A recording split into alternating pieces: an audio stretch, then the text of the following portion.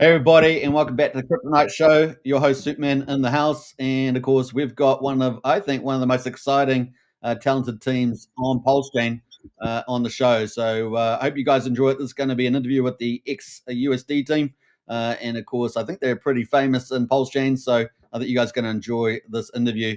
So without further ado, we're going to meet the team, and don't forget get in there with your comments, your questions, and we might even get a chance to answer some of those. So get in there right now. All right, let's meet the team. And a big shout out. Welcome, Anders. Welcome, Nikki. Welcome, Katie and Servicing. Big shout out to you guys. And I appreciate you guys coming on to the show. Welcome. Thank you. Thanks. Thank you. Now, you guys have got a pretty exciting story to talk about, I think, on PulseChain. And I just really appreciative that you guys come on to share it. I guess we'll probably kick it off and just ask a little bit about your team and maybe a bit about what motivates you guys with XUSD. So anybody can kick that off. That sounds like one for you, Katie. Got you there, yeah. Katie? So XUSD team. Me, Anders actually are the co-founders of this project. Mhm. We started this little less than a year ago. I think we're getting close to a year now, even. Yeah, it is.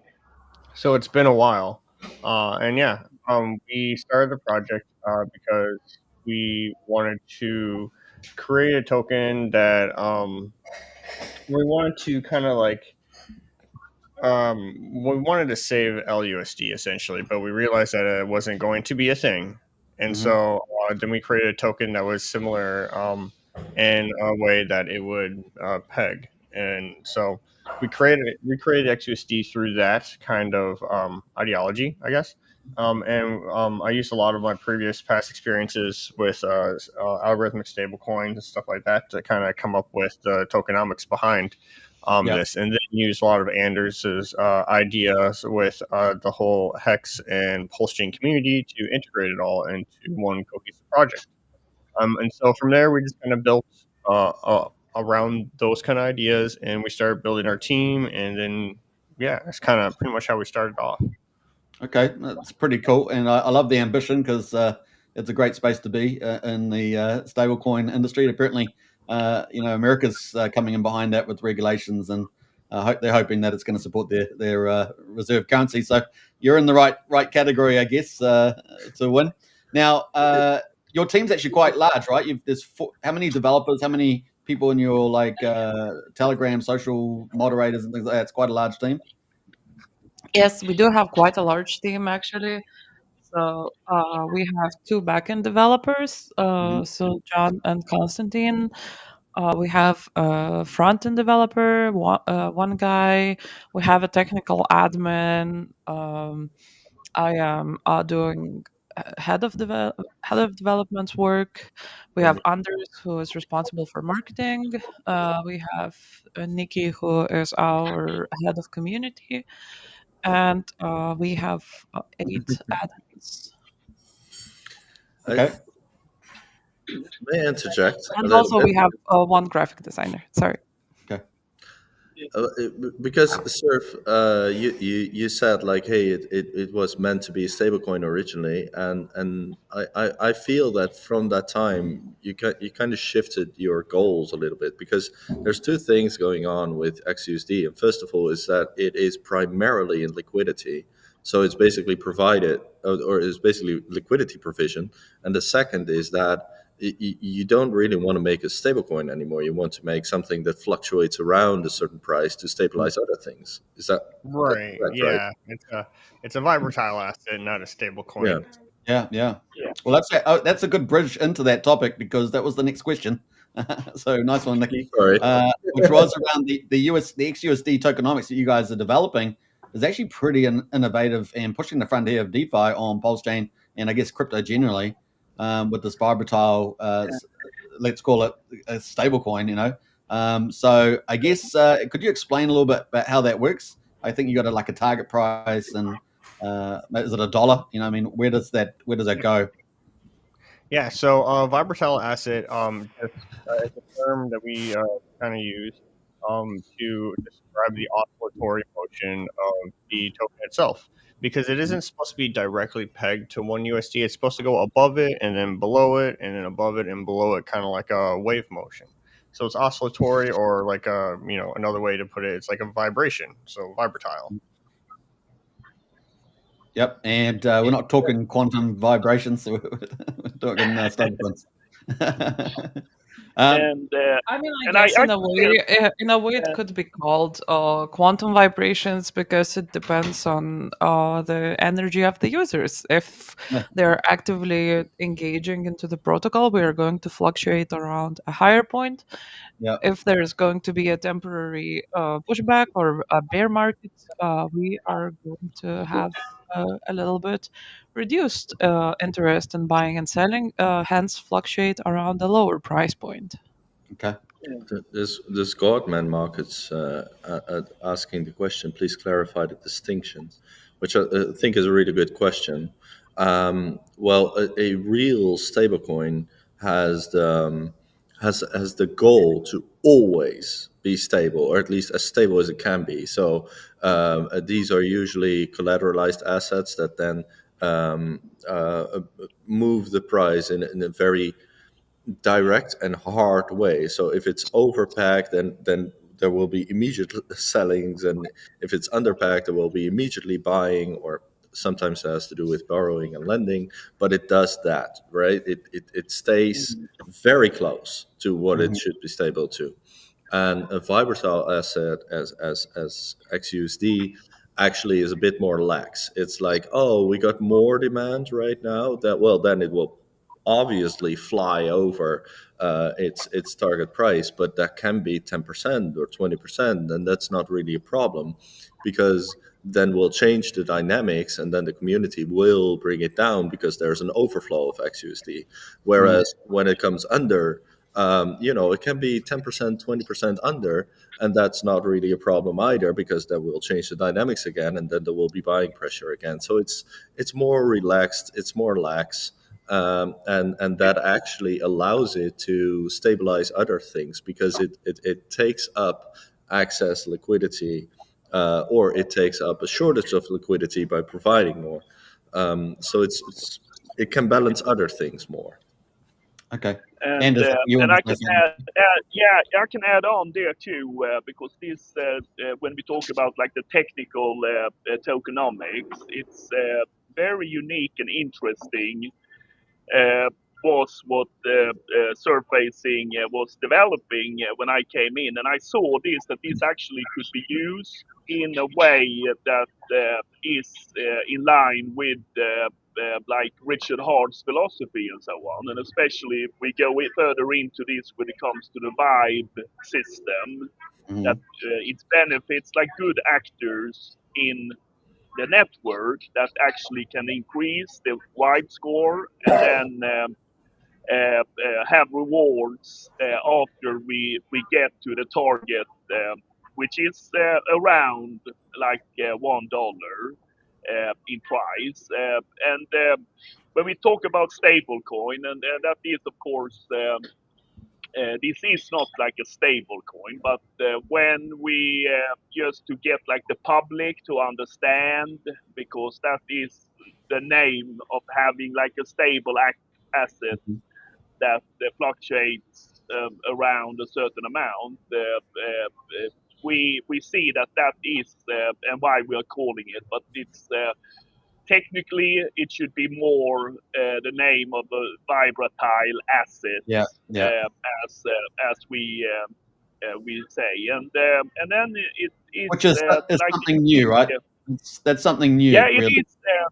It is very new, and also so we should differentiate between like the technical tokenomics in the Mhm. project, and then the vibe system, and then something that is also ex-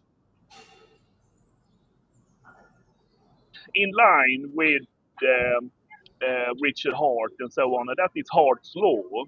when it comes to LP bonding. And as you have seen, and especially in the last phase where we had a system paying rewards for liquidity bonding in PulseChain's core assets.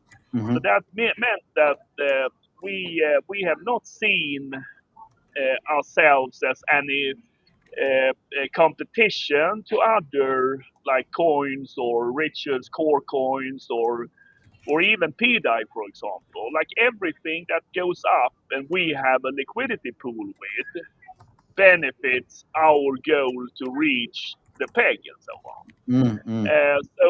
So that's why also I believe why Cathy and Surfacing took an active role in solving like the PDI problem and so on, because we want that community to be treated well. And I am I have been very public with my opinion that I really strongly believe in the PDI narrative and so on. But of course, what was going on there was hurting PulseChain and the community. So that had to be solved. And I think Cathy and Surf, they spent like weeks in solving that problem, and then of course that created a lot of stress among everyone, because that was not in line with what many people in the PDI community believed and so on. But at the same time, to give my opinion in it is that if this would be something that would be like against anyone's will, then of course those actions and what Cathy and so on did in PDI would not have been possible to do. So we work, and then as I say, this is in line with that, and we are believing that the technical thing and so on is like tokenomics in the line of like the PulseChain philosophy and so on. Okay, so on one hand, we've got stable coins that are collaterally backed, like Liquidity Forks, maybe the Coast Fiat backed coin. And then on the other hand, we've got your new model, which is the Vibratile XUSD, which is really I want to break that down just a little bit at a high level before we get into some mechanics. But do you guys actually have a goal of $1? Is there a path to $1? Can the system go past $1? And also, you actively manage that, or do you just allow incentives for? So is there systemic, management, or do you just allow individual mechanics and incentives to get to that target price? Yeah, so we do have the target price of $1, and the way it kind of holds or oscillates around that is through minting or the expansion and contraction of the token, or minting and burning. So on every transfer, there is an amount that is burned, and that burning contracts the supply. With supply and demand, the less supply you have and the same amount of demand or more demand, the price will go up. Once it is over that $1 target, it will expand the token supply to the ViPass holders proportionally, and then it will then drive the price back down. And so these are all mechanics that are within the code itself, kind of thing. And so it's the people using and interacting with the token is what will keep its oscillatory motion around the $1 mark. Yeah, so is that the later half? Is that more individuals? I see Nikki's up there for the question answer there. Do you want to add to that before I ask a question? Yeah, I'd like to add to that, because surfacing obviously is correct, but I think there's more to say to it. This means, first of all, that it requires volume, because you can burn supply, but if there's no volume, it doesn't do anything. So XUSD is absolutely designed to continuously have volume, and at the moment that is usually incentivized with these rewards that are currently O1 swap rewards, But the idea also within XUSD is that it is as liquid as possible, which means that it has liquidity pools with just about everything. Any kind of other project that is decent, there will be liquidity pools with it. And then the idea is that eventually, XUSD can also be a token to be routed over, probably when the taxes are a little lower. Then you start seeing that real volume, and when that real volume hits, then this mechanism will really kick into action. Okay. So if I understand And you correctly, oh, sorry, go surfacing. uh, or it was me that just add on something there. Just for one example of the liquidity bonding, we see that today that PDI is up, for example, 22%, and XUSD is also up 22%. So that is, and the market cap of XUSD, I believe it's below $2 million today. But the liquidity pools is have sometimes been even higher, especially when we had the reward system, have even been higher than XUSD market cap. So that is something like extremely powerful with the liquidity pools and the bonding that XUSD have. So that's why I say that we are like really interested in like the success of everything on PulseChain, and especially the ones that we have high liquidity bonding too. So and we have like a faster way, hopefully to the target price of $1 than many others because of the tokenomics and the burning and the contraction and so on. More activity, more burning, and we have had fantastic results. The whole community, you can go in and check the burning rate in XUSD. It's like magic to watch the burning rate and how much that have already been burned. So, Yeah, I see it's at 10.5% already, which is, and that's only in a little wee while, a few weeks, is it? So, yeah, it's pretty impressive.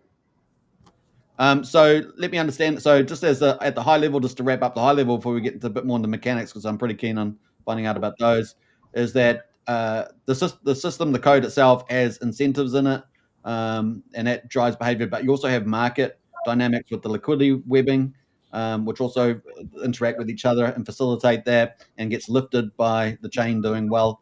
And then, do you actually have any influence or manage path with the stable coins? Like, do you have any tweaks or any dials that you turn on and off, or is it just all in that code and I guess the market dynamics? When it's all said and done, it's all about the market dynamics in the code itself. Yeah, okay. The way we designed it is so that like 100 years from now, it will still be functioning. So Yeah. without any team or anybody behind it, it should still run as it should. Okay, fantastic. I think that was a really good coverage of that. But right now, it's still being incentivized manually. Right? Yeah. Okay. Well, I guess it's we can get down to the next level, down some of the mechanics. So you do have inflation and incentives. You got the burning, right, with the taxes. You've also got rewards, TWAPs, and epochs. So you've got quite a few different terminologies there. Are you able to explain maybe simply how that all works together at the next level down? Yeah, so with the trading rewards, we have different epoch systems, and I guess even with the gauge staking rewards, or the LP staking, that's on an epoch system. And so what that means is that it's just a set time frame, which is in the trading rewards, there's a 6-hour epoch that refills the rewards for the trading pairs that you trade through. So every 6 hours they will get refilled, and there's a cap on the amount of rewards, which incentivize people to do it as quickly as possible to gain the rewards. Yeah. And the main idea behind like a 6 hour epoch is to keep people coming back to the site and to keep people trading and to keep them hooked. It's a dopamine rush every time I they really do like that idea. I like that reward. idea. Yeah, I think that's Yeah, it's turned out to be pretty successful, and humans are somewhat simple in a way. If they get a dopamine hit, then they'll come back for more. It's just kind of like how we work. yeah, And yeah. We are Uh, drug dealers. it is like that, right? And I didn't want to say it, but you said it. you get protocols like you get communities out there, that do this is like the most, I guess, dynamic sort of trading environment as well on PulseChain. It's kind of unique. So yeah, you guys are bringing a lot to that. Yeah, it's pretty interesting because I don't know if you're aware of Tetra that's coming out soon.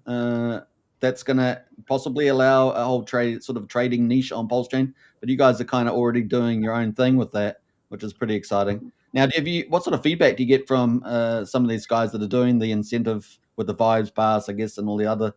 What is sort of feedback you've been getting around that or participation? yes, so right away, like when we were doing it with the XUSD rewards, like I mean, we had people saying that they're like brushing their teeth while trading at the same time. They would have timers set, and it was just constantly active. So honestly, that was Yeah. really cool to see that.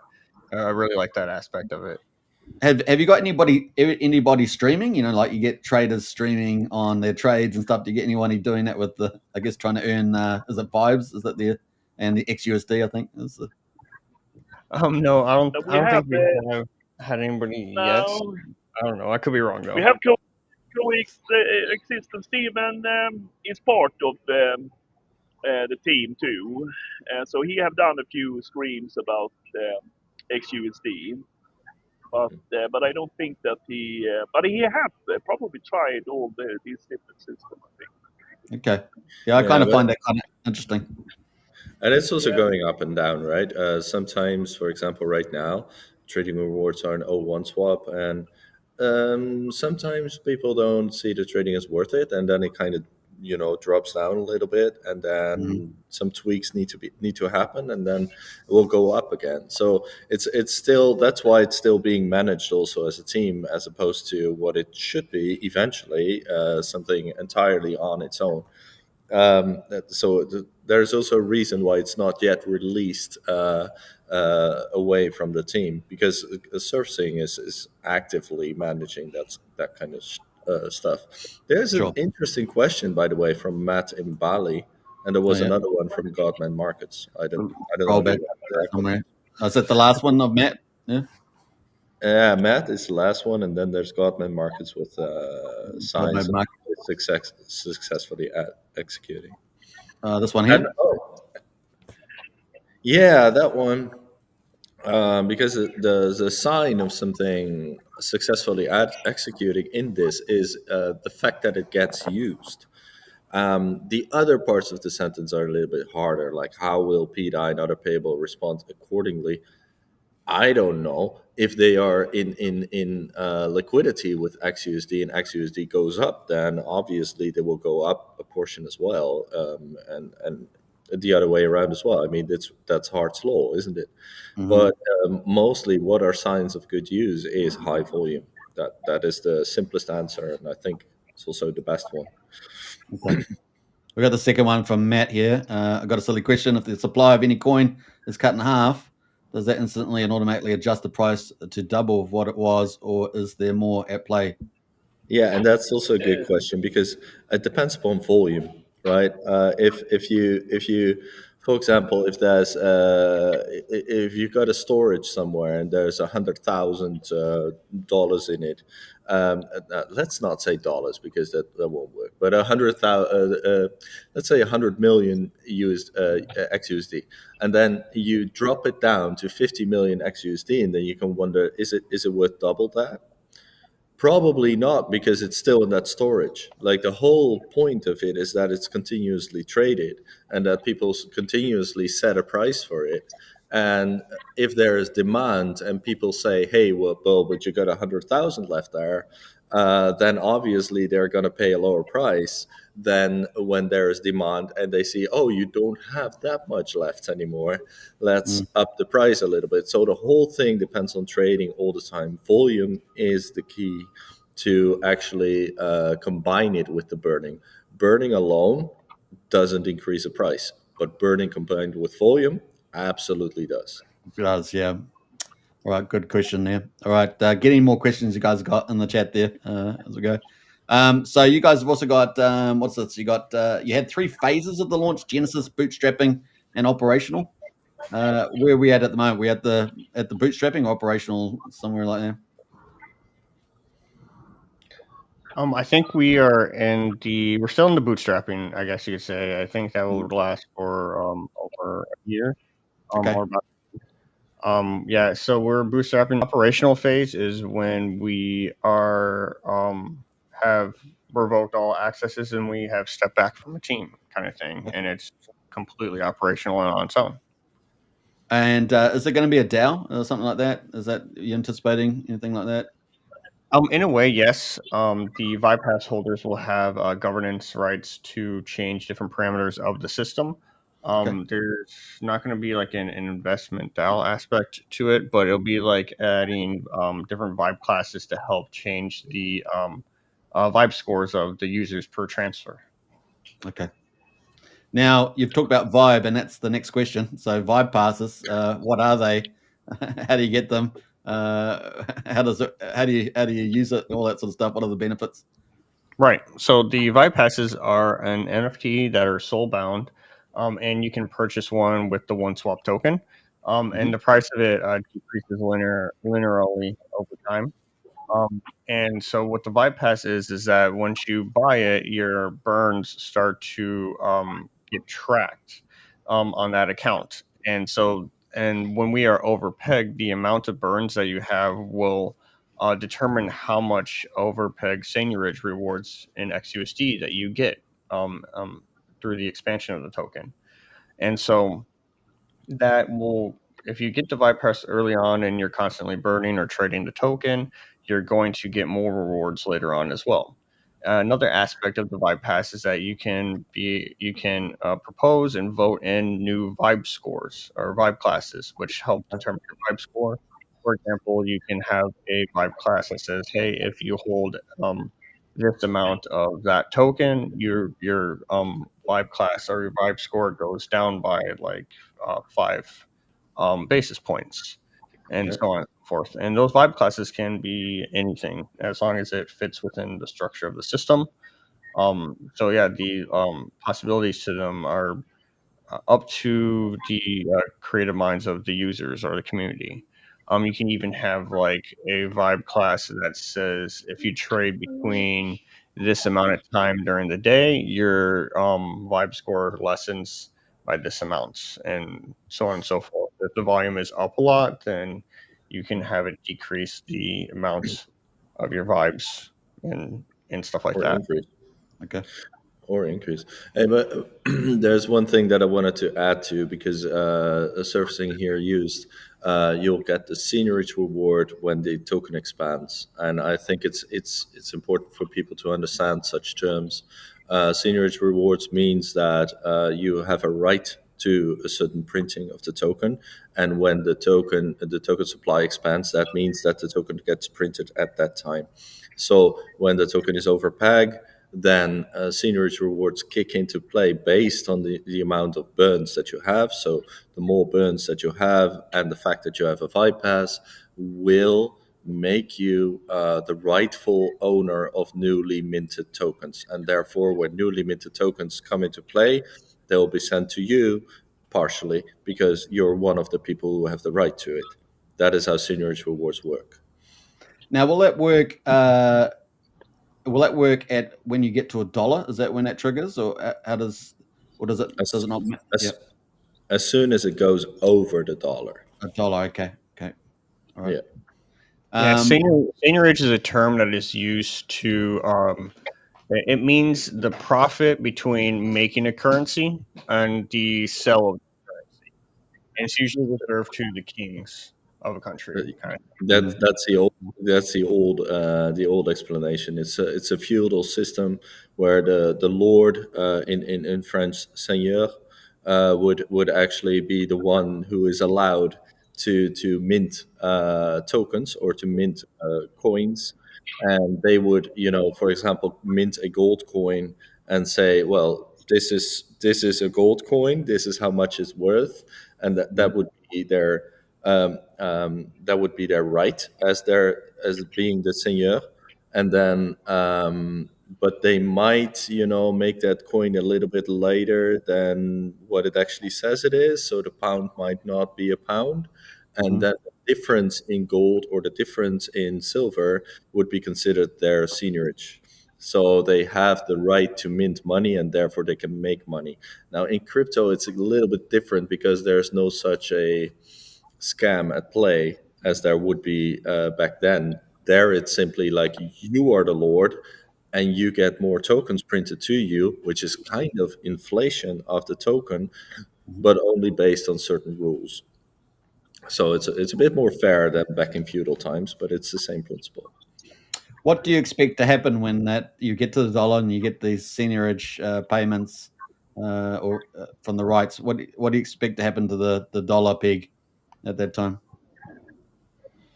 Well, it will be a little bit over a dollar, so we expect it to come back down to a dollar and possibly below a dollar a little bit. Yeah. Okay, cool.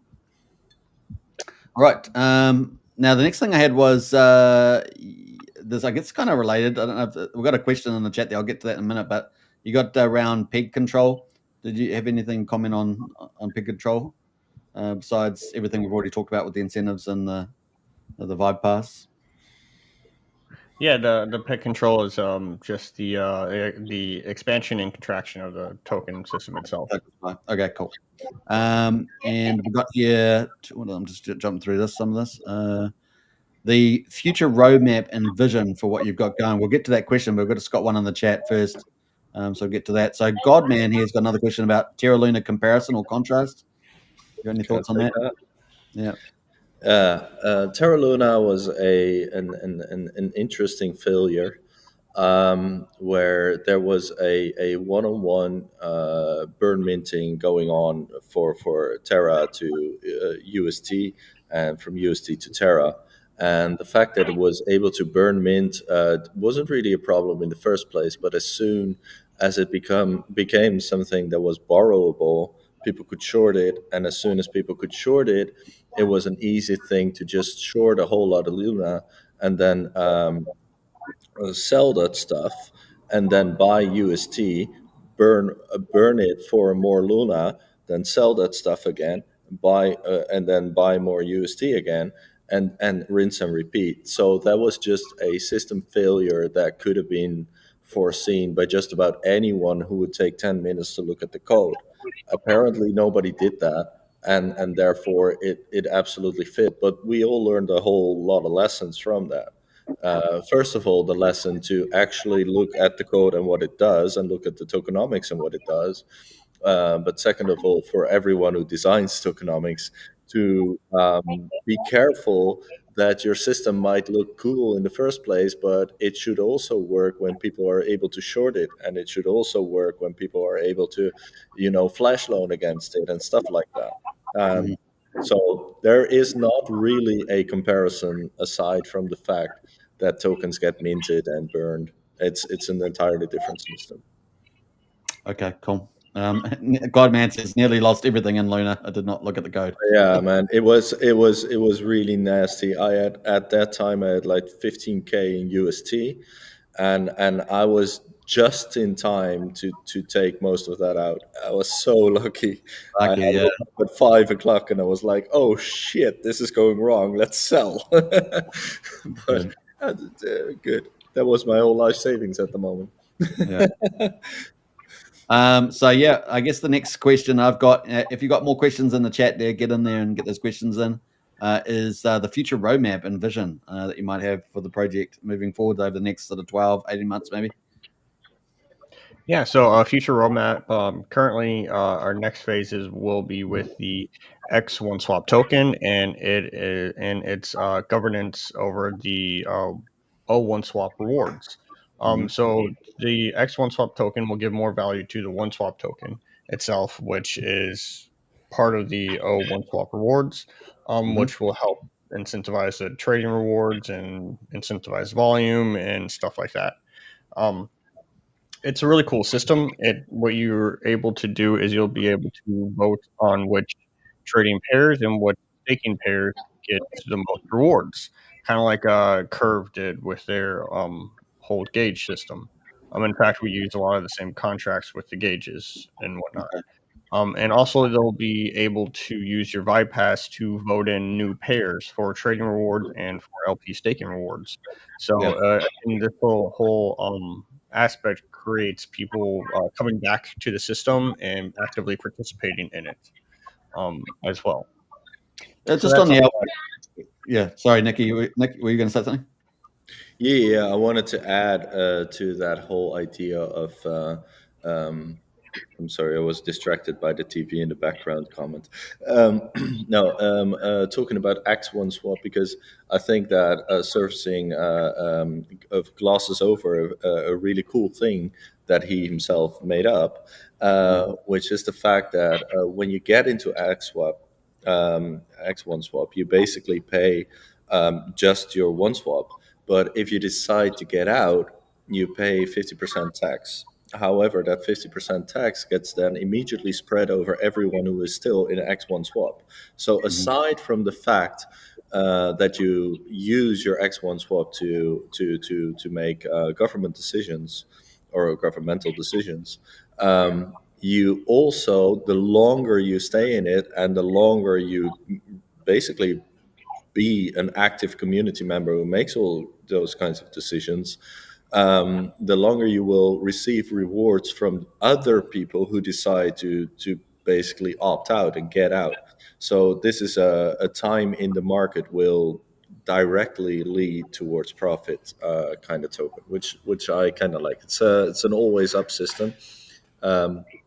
Which well, that's a funny system that I've seen before, and it's yeah, I think in this case, since it has an extra use case, it has a real good chance of working. And there's also a little bit more added to it as well. Based on the amount of trading rewards that are given out, a certain percentage of that is minted directly to the X1 swap as well. So it adds to it through an outside system as well. So it's not just from withdrawing the token too. So it's two I aspects know to that, it yeah. that really kind of Nice. make Yeah. it pretty hardy. Now, are you guys targeting like an adequacy, liquidity, or a volume play?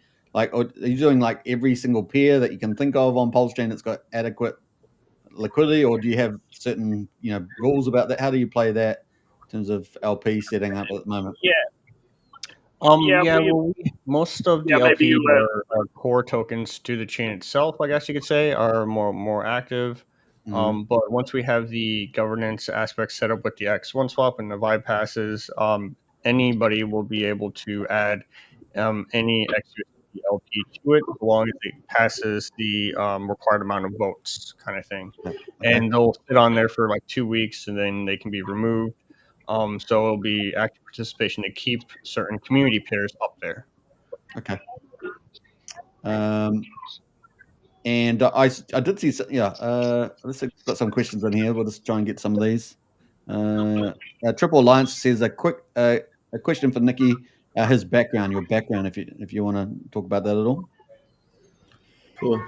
My background is broad, but in crypto, my background is having started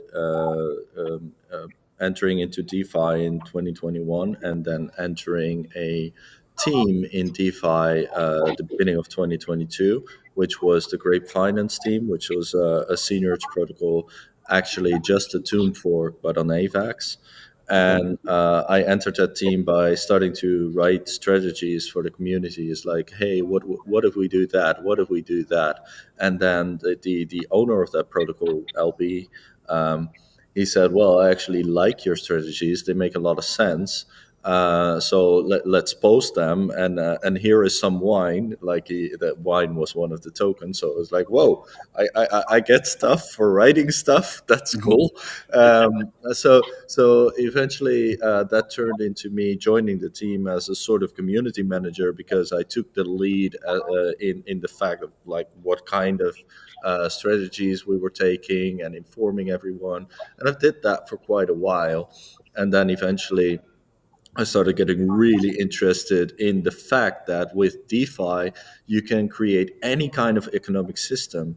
And I really like systems because I like all kinds of games that have systems, and I always look for loopholes, and I look for ways to work with it and optimize it and exploit it, and then make sure that the exploits are fought against again, stuff like that. So that is where my real interest for all these tokenomics come from. And at the same time, while I was delving into crypto, I obviously also needed to delve in the worldwide stage of money, where I found out how extremely corrupt everything is. And I was like, okay, that kind of ignited the rebel within me. I was like, okay, let's fight this corrupt system. Let's create something more beautiful, and let's do it on DeFi, which kind of led me to start designing as well. And of course, my first couple of designs were real shit. But after a couple of years, I got better and better, up to a point where I'm now even, starting up my own protocol, of course, with a lot of people who are also knowledgeable. That is my background in DeFi. Other than that, I have a background with stuff like working in the funeral business. I've been a police officer for a while. I've been in the army, and I've been a nurse for 10 years. Wow. Also in psychiatry and stuff like that. But yeah, that's not really related. Although it does give me, it did give me a lot of skill at communicating. But some people might not agree. I could still be abrasive. Anyone can, but usually. You sound pretty good to me. I don't know. All right. Well, you see, and you're in the right team as well, because it sounds like you're a pretty creative team pushing the frontiers of things. So it's yeah, that's what I like. I'm like, let's leave all that old shit behind. Let's leave the banks behind. Let's just move on to a better future. So yeah. That's kind of my background. Okay, awesome. I'll see if there's any others there. DX, yo, thanks for support of the new crypto videos. Yeah, no, most welcome there at the Bubble website. Now, the one thing I want to say is we've gone through, I think, the high level from what Vibratile XUSD is all about. We've talked about VibePass, talked about the OSwap, and of course the pegging goal. We did have a question here just before I get into my one, which is inspiration for this. Now, we did talk about the vision a bit at the beginning around the reason why XUSD and stuff and where it's heading. But how do you keep accountable was the question here from Godman here. I'm not sure what that means, so you guys can answer or not answer that one.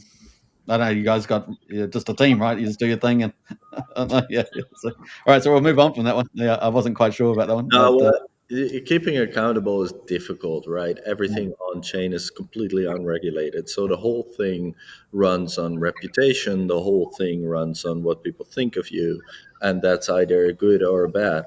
I think though that there is something like stealing. And I think that, like, for example, if certain funds were meant for a certain thing, and you said like, hey, for example, we have a pre-sale and we're gonna build a protocol with it, and then you take the pre-sale and take it home and not build the protocol, well, then you've stolen.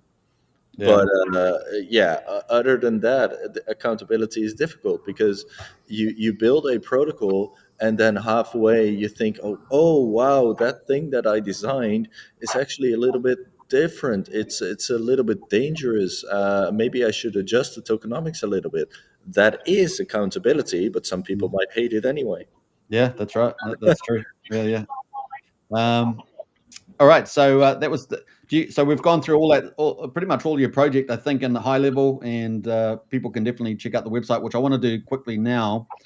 So we'll just shift gear here.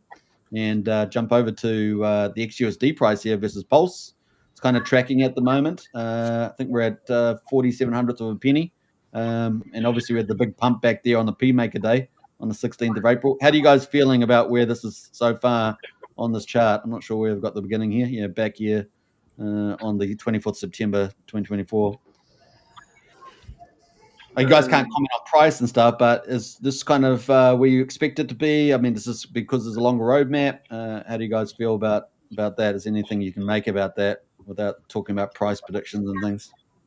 Yeah, I honestly think we're doing pretty good. Yeah. There's still a lot more production still left in the product in the project itself. Yeah. So it's not fully done yet. So it's very understandable why it wouldn't be closer to $1 just yet. There's still other risk factors that are involved with the project as it currently sits because it's not completed yet. Yeah. So it makes sense. I'm just going to post this chart in the chat there if anyone wants to check it out. XUSD. That is the chart there. And now there's a whole ton of pairs trading, of course. So just remember that. That is the Pulse one now. And then the website is here. And it's got tons of information on it, right? So I'll post that in the chat as well if people want to check that out. So get this out of the way and check it out for sure because it really is, very much. It's got to be top 3 innovative project on Pulse. So there we go on that one. Now, yeah, did you have something to say, Nikki? No. I was just coughing and saying sorry about that. Sure, that's right. All right, so we've got LP staking here, we've got VibePass, we talked about that, we've got voting, we've got trading and documents, and the documents are pretty comprehensive. So you should check that out as well. You get a lot more. I just add one thing to that. You said one of the top 3 projects, and I think that needs to be really emphasized as well, because what we have here now is a project that have not done a sacrifice. Yeah, that's very, very unique. Golden, yeah, that's true. We have a project here that have not done a sacrifice. Yeah. And then secondly, as we mentioned in the beginning, all the core tokenomics in this project, XUSD, is directly in my opinion anyway, direct philosophy of Richard and the PulseChain ecosystem. Yeah, when 100%. it comes to the tokenomics and so on. So that's I just wanted to add that in when you because it's very important. It's like some projects, raised, $50 million, and yes. So and here we have one that is have not got one penny in sacrifice. 100%, and that is golden. That is golden. I think that's a great tribute to your team.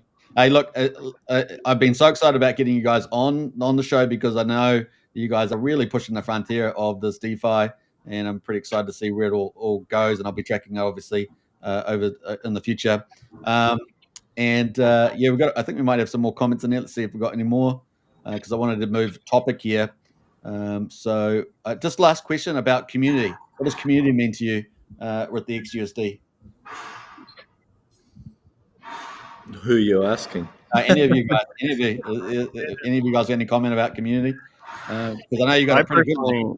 I personally think community is everything to XUSD. I mean, it's essentially it's literally what keeps it oscillating around the $1 mark. Yeah. So community is extremely important for the protocol resilience and its goal, essentially.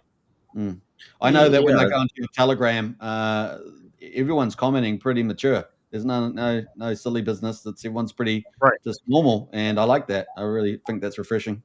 So I've always tried to build my community so that it is very well educated and informed, and it kind of takes out all that silliness that you find in a lot of other communities. I think a lot of the silliness is to me it raises red flags, and it's just not very productive to DeFi as a whole. I mean, DeFi is so new that there is a lot of information out there that most people don't know or understand.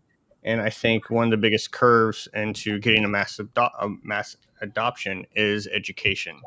Yeah.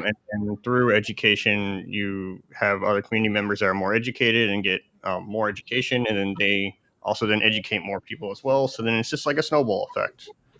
Yeah, and I've used this principle within Grape Finance. I've used this principle with XUSD now, and I'm using it in my new protocol, Better Bank, as well. Like when you create a community, I am definitely against any kind of tribalism. Like we are the best, the rest suck, whatever. As soon as we see that, we damp it down, and I always instruct my mods to do that as well, Yeah. because that kind of stuff is not helpful to anything. DeFi is one nation almost, and it needs to, it needs to supplement each other. And if you like one protocol over another, that's fine, but that doesn't mean that you need to shit on another one, right? You just need to basically be honest about, oh, okay, I like this certain aspect and I don't like that certain aspect, and any kind of genuine question is always welcomed. But any kind of like real hate or angry words or whatever, we just delete it. I mean, Yeah. that kind of stuff doesn't fly, and And that really works and helps. and I would like to add too regarding community that for me I see that the XUSD is one very unique project that actually have very high community participation. And that means that is also back to the tokenomics, that we have very active community when it comes to like trading rewards. We have, when it comes, as I said, with the LP, that this is LP, that the majority is not coming from me or coming from any other actor in the PulseChain ecosystem. This is from the community that have actually added on like LP. And as I said, we have had times where our liquidity in our vaults have been higher than our market cap. So that is also a very strong indication of like the community participation. Yeah. Plus, another very, very important thing is that yes, our total amount of people yet now is not so high in our Telegram, for example. But at the same time, we probably have like 25% of the total that is online, and that is not many projects that have like 25% active of the total number in the Telegram group. So that's also very interesting. So I'm very amazed by the community participation, and then also the excellent job that surfacing John and Nicky is doing as well. But especially when you have like the core dev, the lead dev is in so much that the surfacing is and answering questions and so on. That is like really strong Yeah. community builder and so on, which I am amazed by as well to see. Yeah, 100%. And my observations, you guys, this is something I've been going on about, is seeing more professional teams, more professional elements to the whole Pulse chain in particular. And you guys are definitely bringing all that, which is really exciting, as well as, of course, with the innovation, like you was talking about, Yeah. and servicing, and all that stuff. So it's really great. Um, Yeah. yeah. We got a couple of comments in the chat there. We got Godman says, Australian economics taught me and inspired me. First, I got mad when I learned relationships between government, man, and money, but then empowered me. Thanks for sharing, Nick. So that was a nice comment there. What else there? We got MBS in the house there. Big shout out. He's my promotionals lead. So big shout out to MBS. Great stream, guys. Much respect. And we've got a few other people there as well. Blair in the house there. Hi, all. Good to see you, Blair. Money Gang Crypto out there is another influencer out there. Afternoon. Good to see you, Money Gang Crypto. And amen to that, says God, man. Nice. Now, I just want to shift gear a little bit, unless you guys have got anything particular around XUSD you'd like to add, because I wanted to shift gear, and I talked to Katie about this, into anything you had to say around James Maria, what he's been up to. I think he's been coming back in, as far as I can see, into the marketplace over the last, I don't know, 24, 48 hours, and something around good code and things like that. Any insights that you feel comfortable talking about there? For recent Maria actions, I haven't really been keeping up, to be honest. Okay. so we can't really comment too much on what he's been doing within the last couple of days, to be honest. Okay. But his his coding ability is superb. Like it is, it's pretty out there, to be honest. I've worked with him personally on a couple different tokens, like the Dibs token we worked together on, and like I mean the dude can just pump out the code. Like if he puts his mind to it, within like a few days he had a new code written that would be like is comparable to like Uniswap style code base, like within Wow. like a few days. Yeah. Like it's crazy. Yeah. Dips How was on good BSC, code right? he is. What was that? Dips was on BSC, right? No, Or- this was on PulseChain, and it was oh, actually a a different yeah, one. this was a token that would mint on transfer to LP tokens itself and get Yeah, we just captured. saw. I think yesterday the Troper was moving up, and there was talk of him coming back in, protecting that after the exploit on PMaker, and they're also trying to do some parity between the fork stable coins, which will be interesting to watch as well. There was a couple of comments there. Yeah, I have a brother like that. He's a genius coder, and he gets paid a lot of money. That's all I can say. But yeah, we got PulseChain generally. I think we might wrap up with that. PulseChain generally. How do you feel about PulseChain and where it's going? I think PulseChain is, I guess, now on the up and up. I mean, Richard Hart just did a stream for the first time in Yeah. who knows how long, which is really cool. He beat his court case. It was like totally beat it kind of thing. Like it's now like done and over with, and like it's pretty crazy how he won that. Which I mean, honestly, it wasn't too hard of a win. It was just the way the whole case kind of played out. It was, I don't know, his lawyers were really good, and he had a very straightforward approach to it that made sense. So of course the judge is going to side with something like that more so than the prosecutor. Um, but yeah, no, that was a very smart approach, and I think it's going to reflect well on his entire ecosystem. Yeah. And Crypto not as only a that, I whole, really yeah. like how PulseChain is very open minded. There's no one foundation behind everything saying what is right and what is wrong. It's very open to builders just building, and the community kind of searches for some of these builders and whatnot. And so then it really kind of supports creativity, which is very much needed within the DeFi space because it is so new. Yeah, but there is a lot to it, though. I started my DeFi road with Ohm on ETH, and then moved to AVAX, and then all of these senior protocols, and there was some Wonderland involved as well, which then something went wrong there, but there was a certain vibe to DeFi back then on all of these chains, and I seem to have lost it on all of those chains. I can't really find it anymore. It's now like really big projects, and either people chasing meme coins or not being very serious about it anymore. And now when I was introduced to PulseChain via XUSD, actually, because I was invited as a community manager, I suddenly refound that crowd. I was like, oh, here's where all these people hang around. It's like, oh, here's where all the innovative people hang who really want to see DeFi succeed and everything. And I really love the fact that Richard won that SEC case, because that really gives PulseChain an edge. It's great. At the same time, though, it really feels like PulseChain is just starting. I mean, liquidities are low sometimes, and Richard touted that as a positive because then prices can moon. And of course, he's right. But at the same time, if you want to create a good protocol, you need liquidity, especially a lending and borrowing protocol like I'm building.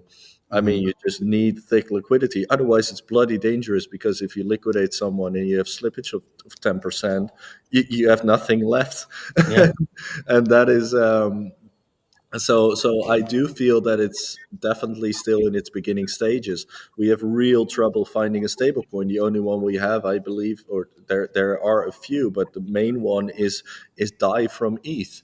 And how solid is that? It's not that solid. So I really hope that a stablecoin will come, and not just for the dollar, but also for gold and also for silver and stuff like that. And I know that some initiatives are there. I mean, I've seen what was it? Tether Gold is now on PulseChain, but it has a Right. liquidity of Correct, yeah. under 50K. So it basically doesn't really do anything yet. Yeah. So what I really hope, first of all, is that more people will start building on PulseChain, because it is actually a really cool chain. At the same time, being a new protocol or being a new builder on PulseChain, and I'm not an engineer dev myself, right? I am I came from the community perspective, Yeah. and I then started designing protocols. But I have a developer team within my team who does the stuff. And what I notice is that there's real difficulty entering this space, but because there's so many people who just keep referring to the OG coders and whatever as if they should do everything. And that really, I think that's the kind of thought pattern that should change a little bit, like be invitive towards new people. And that's not just on the personal level, but it's also on the code level. I mean, my main developer, LB, he had real trouble finding proper oracles, because oracles aren't really supported by Chainlink here. And, Yeah. and we have real trouble finding on ramps and off ramps, because there are just not that many. And these are the kinds of things that I would really love to see solved. And I really hope that maybe we can do something about it, or at least we can Yeah. help there. But that's the kind of thing that PulseChain really, really needs. So I think it is up to a great start because of this legal win, and it's also up to a great start because everyone here really wants to see everything decentralized. I mean, that is definitely the sort of rebelliousness that we need in this world. That's the revolution that should come. But at the same time, we really need to work on it, and we need to work together instead of bitching on each other, right? 100%. Yeah. Yeah. Yeah. So. There's just picking up on some of the comments you made. I mean, there's Liquid Loans recently launched Fetch Oracle. I don't know if you guys have checked that out. Probably have. There's Signum Oracle coming from Stu and Tetra, Yeah. and then there's PUSD ALGO, which is an attempt which worked on testnet a year ago from Jacob, of course, a very good dev. So there are a couple of things there. You got any? I don't know if you got any comments on those, but Not I really. know I'm keen to PUSD. check them out, but let's go. Yeah, Let's hear I've it. checked out PUSD and its documents and how it's supposed to keep peg. I do have doubts about it, to be honest. But I mean, I think an algo coin is very hard to make. So it's I don't know. There's no perfect one out there so far. yeah, But yeah, I do have some doubts on its tokenomics. But yeah, I do. But I guess you can look at XUSD and you can see that it's vastly different. So of course I'm going to have doubts yeah, on their yeah, tokenomics, kind of thing. yeah, yeah. Well, I mean, you guys know the stablecoin trilemma, and we've had a problem with the velocity of money in crypto with stablecoins. So that's, I guess, another problem in scalability. So there's a couple of areas there that are, I'm hoping that PUSD Argo will help a bit, and obviously your project as well. So fingers crossed.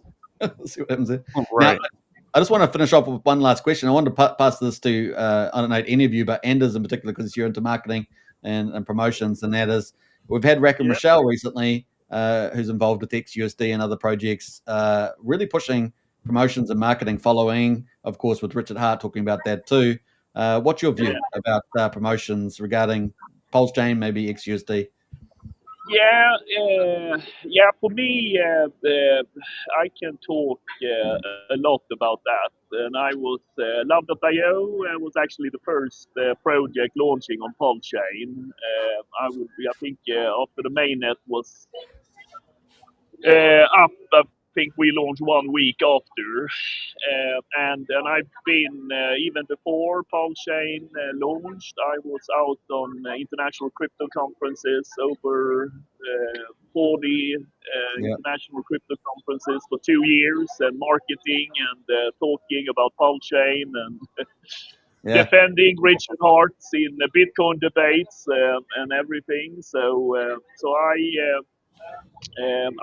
see that, and there is different aspect of it, and I think that there is marketing that is targeted to like people who are active in the PulseChain community, and here I would say that the best marketing is to be on streams with the influencers in the PulseChain ecosystem and so on. Of course, that have been also a little of a controversy, because there have been like different camps, and so on. Oh, we don't talk about that project, or we don't like that, and so on. But that is basically what like marketing works there. And then we have like the outside marketing, and that actually I see that it starts now with Richard winning so massive, because now no one can call him a scammer. Like I can talk to anyone, and but because before I had to spend like 1 hour first to explain why Richard was not a scammer, or PulseChain or X or anything. So it's very hard to like market anything outside PulseChain when that was the case. But I see that now we have like the winds are turning, and I think that we have like the main influencers, YouTubers like Ivan on Tech, even Banter as well. We have had them as Indio, and silent respect of Richard the whole time, but they have not been able to go out, and they had to keep a very like down profile during this time and so on. But I see that now this will really start, and everything goes with green candles. So now the PulseChain ecosystem, the core coins, will start to pump. Maybe the PDI narrative will build again. That will also bring in outside investors coming into PulseChain.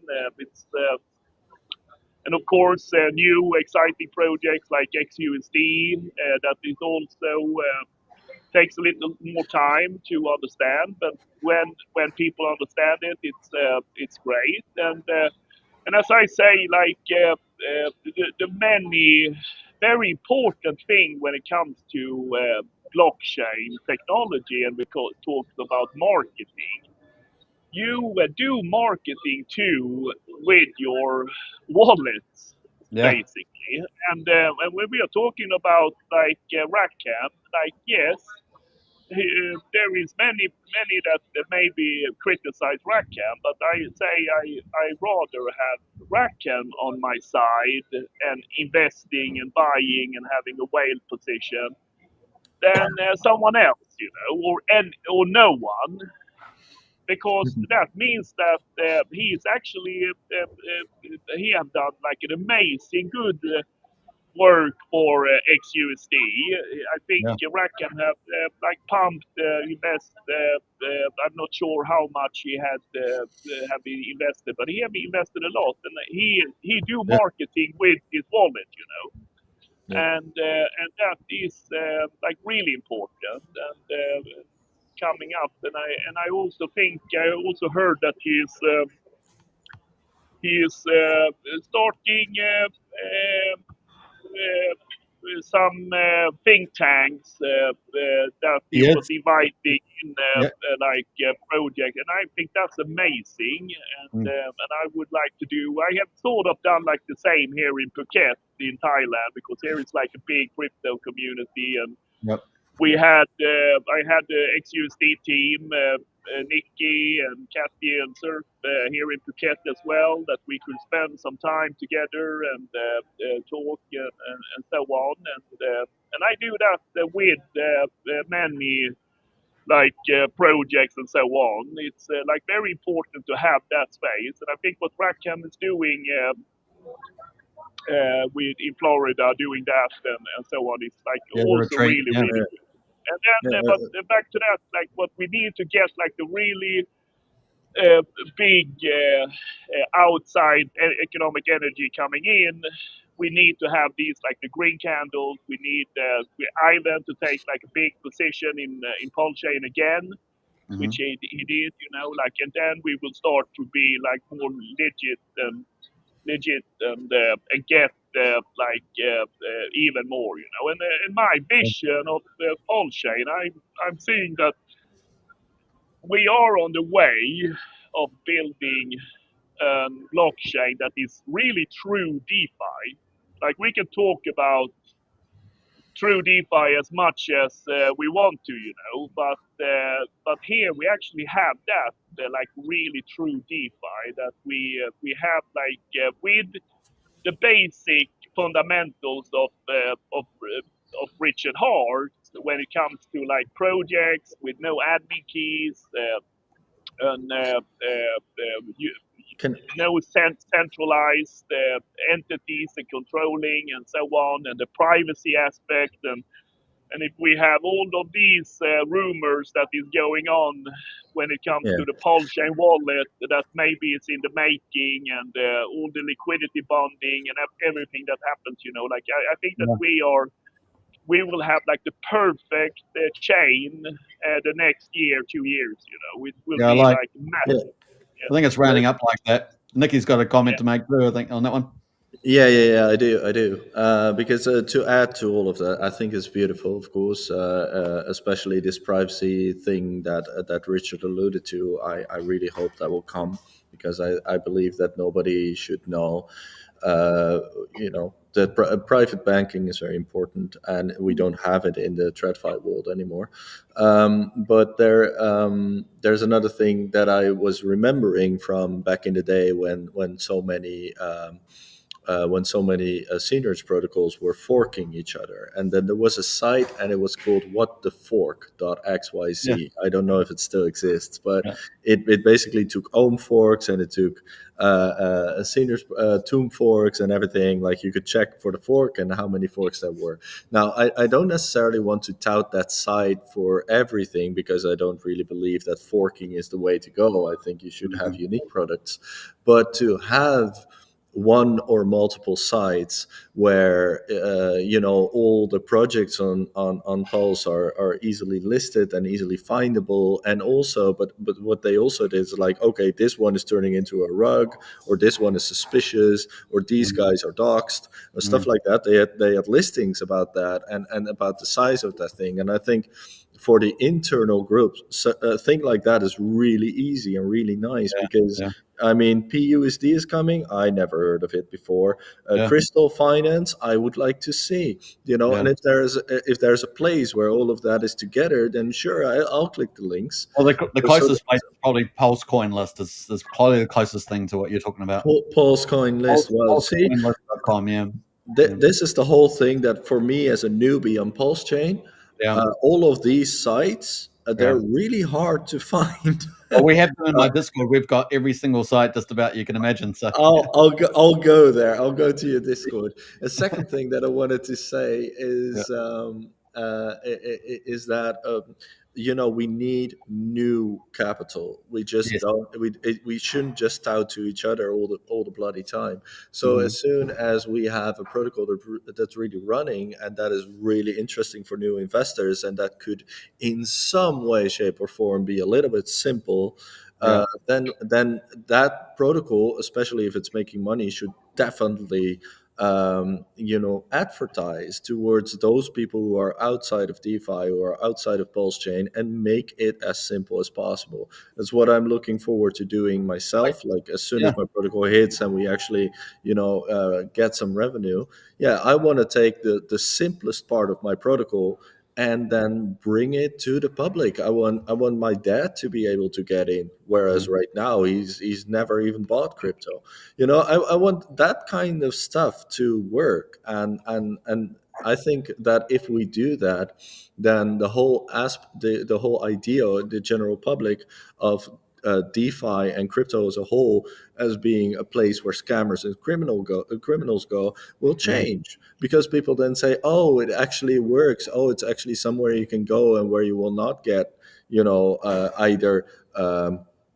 Where you will not get booed away because you don't understand it yet, where you can actually make some money, where you can actually be safe, where you can actually be okay, where things get explained to you, where you can simply, you might take a day to learn it, but then you're fine, and then you can take your time. I mean, I really, really would like to get to that level, because that is the only way that we can defeat the TradFi system. Yeah, and we should. 100%. I agree. I think that's a great vision for success, and yeah, I'm looking forward to your project. Well, me too. There's one or two projects that I'm aware of that are coming down the pipeline that may do that. I don't know. We'll find out, right? It's just one of those things. But it's going to be interesting where that goes.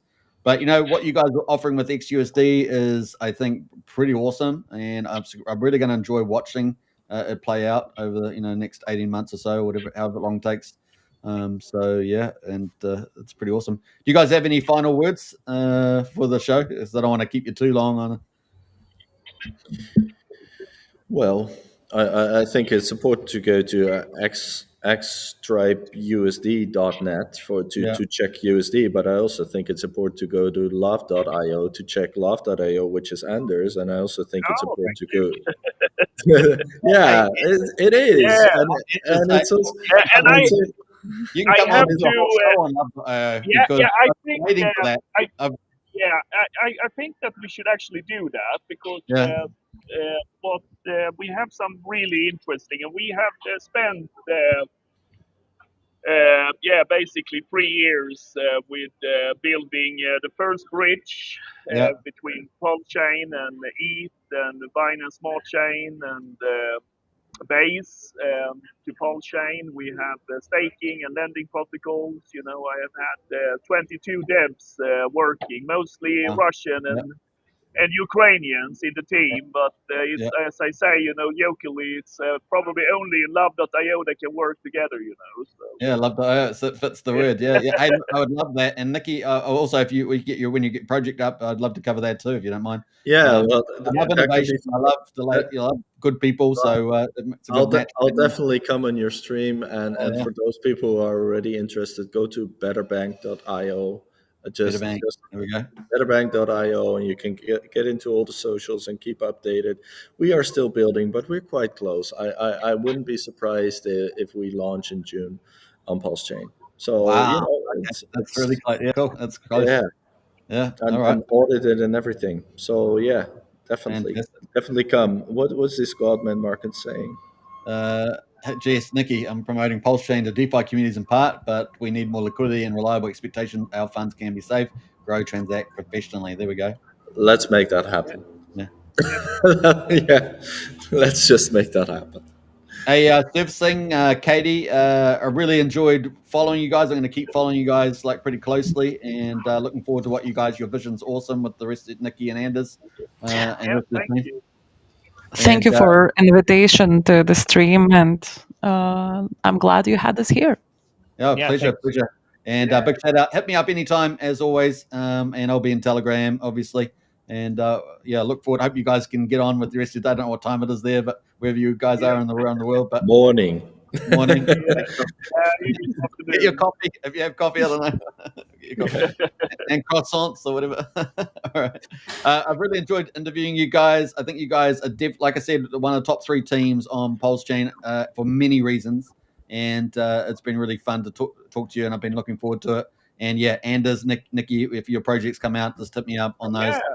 And of course, this is out. Anders is already on chain for a long time. I know. I've asked about what's happened to Love.io. I said, what's happened? These things all the time, right? I'm coming to all the time. So it's time. So hit me up on that. that sounds great. So let's keep I got the keep love. in I got contact. the love. Yeah. Okay. All right. Very good. All right. So we're going to wrap up the Okay. show here. And so I guess you guys can say goodbye. Okay. Thank you. All right. Bye-bye. Bye, everybody. Take care. And Bye. hey, everybody, Cheers. thanks for watching and all the great questions. Godman and Matt and Barley, everybody else for jumping in the chat there. You guys know who you are. And we're going to finish the show now. So take care. And bye for now. I just realized I don't actually have my official end on this channel. But we'll end with the intro instead. All right. Peace out. Take care, everybody. Cheers. And Bye. love. Lots of love. That's what we can say.